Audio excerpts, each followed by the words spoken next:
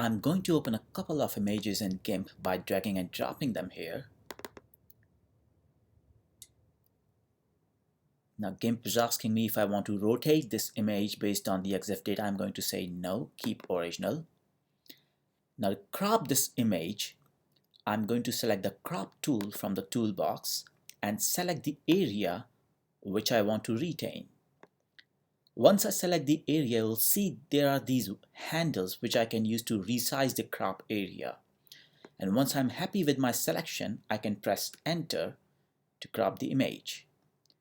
Now this image is too small here, so I'm going to zoom to 100%. Now that's too big, so I'm going to say view, zoom, fit image in window. And that is my cropped image. Now let us look at another way of cropping images. So I'm going to go to my second image, and this time I will select the select tool and I will select the area which I want to retain, and once I'm done I will say image, crop to selection, and once again I will just zoom in, or better use zoom, fit image in window, and that's my cropped image. You can save the cropped image by going to File, Export As, or Save As.